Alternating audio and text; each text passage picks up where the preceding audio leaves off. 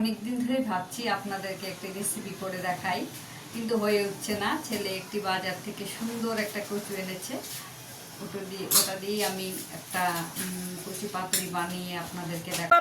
কচু পাতুরি পোস্ত দিয়ে, আর চিংড়ি মাছ হবে ডাটা আর আলু দিয়ে। এই যে পোস্ত বেটে নিয়েছি, এই যে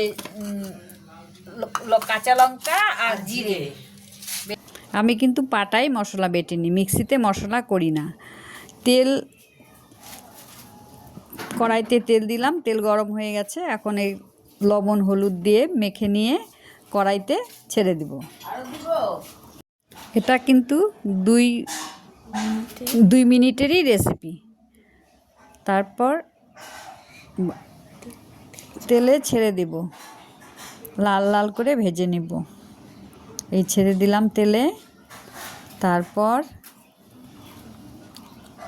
লাল করে ভেজে নিব।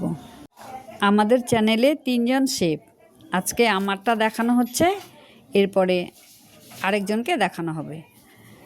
এই যে আমার মশলা হয়ে গেছে, তারপর আমি লাল করে ভেজে নিলাম। ভেজে নিয়ে এখানে পোস্ত নিয়েছি আর কাঁচা লঙ্কা দিয়ে এখন দিয়ে দিলাম। তারপর ভাজা ভাজা করে জল দিয়ে দিব, সামান্য জল দিয়ে দিব। একটু সামান্য জলটা টানলে পরেই আমি একটু ঢেকে দিব।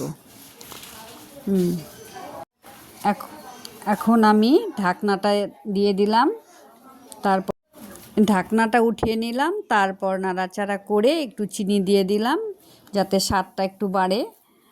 তারপর অল্প কাঁচা সরষের তেল দেব স্বাদটা বাড়ার জন্য, এবং এটা খেয়ে কালারও হবে, খেতেও স্বাদ হবে। এরপর নাড়াচাড়া করে আমি একটা বাসনের মধ্যে উঠিয়ে নিলাম। দেখুন দেখতে কি সুন্দর হয়েছে। এরপরে কাঁচা লঙ্কা দিয়ে গরম গরম ভাতে খাবেন, দেখবেন কেমন স্বাদ লাগে। চ্যানেলটা কিন্তু সাবস্ক্রাইব করতে ভুলবেন না। ভাবছেন কতটুকু রান্না, কিন্তু আমরা 3 জন তো আরামসে এই 3 জনের সকালের খাবার হয়ে যাবে।